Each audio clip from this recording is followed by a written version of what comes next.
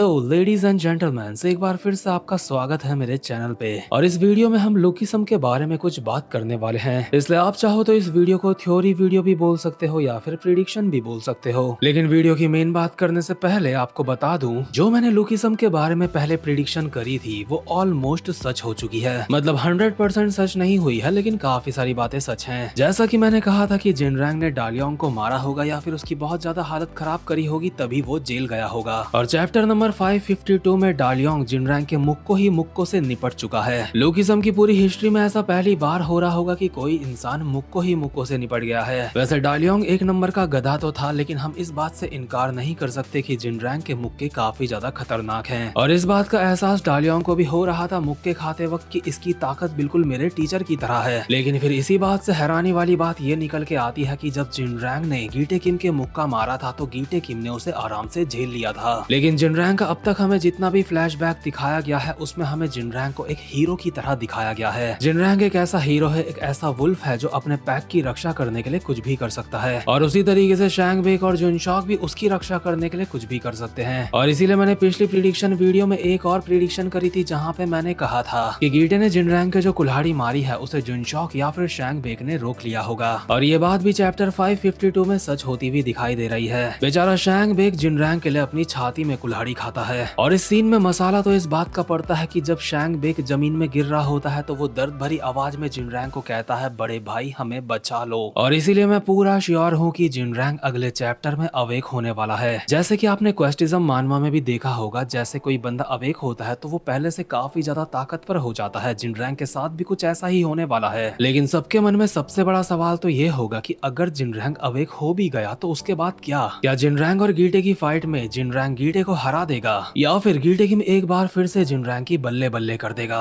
तो देखो यार, जिनरैंग का अब तक हमने जितना भी पास्ट देखा है उस हिसाब से तो ऐसा लगता है कि जिनरैंग अब बहुत ज्यादा खतरनाक होने वाला है, क्योंकि बात अब उसकी फैमिली में आ चुकी है और हो सकता है कि शैंग बेक निपट चुका है। मतलब ये चीज मैं श्योरिटी से नहीं बोल रहा हूँ, लेकिन शैंग बेक के छाती में कुल्हाड़ी पड़ी है, इसलिए जिनरैंग पूरी तरीके से पगलाने वाला है। इसमें कोई भी शक वाली बात नहीं है। लेकिन क्या पगलाने से भी कुछ फायदा हो सकता है, क्योंकि उसके सामने सबसे बड़ा पागल पहले से खड़ा है। और इस वीडियो में मेरी मेन प्रिडिक्शन यही होने वाली है कि अगर गीटे और जिनरैंग की फाइट होती है तो आगे क्या हो सकता है। और मेरी ये जो प्रिडिक्शन है ये सिर्फ उस कंडीशन के लिए है अगर जिनरैंग और गीटे की फाइट सच में होगी। और मैं ये बात इसलिए बोल रहा हूँ क्योंकि पार्क टेजुन को अब मजा आने लगा है दूसरों की थ्योरी में पानी फेरने में। लेकिन मैं काफी हद तक पार्क टेजुन के सोचने का तरीका समझ चुका हूँ कि वो आगे क्या कर सकते हैं। तो मेरी थ्योरी ये है कि जिनरैंग पहले से ताकतवर तो हो चुका होगा और वो गीटे के साथ फाइट करेगा और शायद गीटे किम को थोड़ा बहुत डैमेज दे भी दे, लेकिन मैं ये इमेजिन नहीं कर पा रहा हूँ कि गीटे किम हार जाएगा। और ना ही ये चीज होती हुई दिखाई दे रही है कि जिनरैंग बेचारा दोबारा से जमीन में गिरा पड़ा होगा और मरने वाला होगा। तो देखो, आसान शब्दों में समझाता हूँ कि गीटे की जब फाइट होगी जिनरैंग के साथ तो जिनरैंग उसको टक्कर देगा, थोड़ा बहुत डैमेज देगा, लेकिन उसके बाद जिनरैंग पिटेगा। और मेरे हिसाब से जिनरैंग और गीटे किम की फाइट पूरी हो ही नहीं पाएगी, क्योंकि जिनरैंग के अलावा यहाँ पे और भी बंदे पहले से बैठे हुए हैं जो अपनी बारी का इंतजार कर रहे हैं। मतलब बैठे हुए नहीं है, लेटे हुए हैं। और यहीं से मेरी दूसरी प्रिडिक्शन निकल के आती है जो मैंने बहुत पहले प्रिडिक्ट कर दिया था और अब तक मैं उस वाली प्रिडिक्शन में कायम हूँ, यानी कि वही वाली प्रिडिक्शन की यहाँ पे आने वाला है यूआई डैनियल। मतलब तुम खुद सोच के देखो, अगर यहाँ पे यूआई डैनियल नहीं आया तो चीजें कितनी ज्यादा अजीब हो जाएंगी। क्योंकि अगर डैनियल को सबसे ज्यादा ताकतवर बंदे से लड़ाना ही नहीं था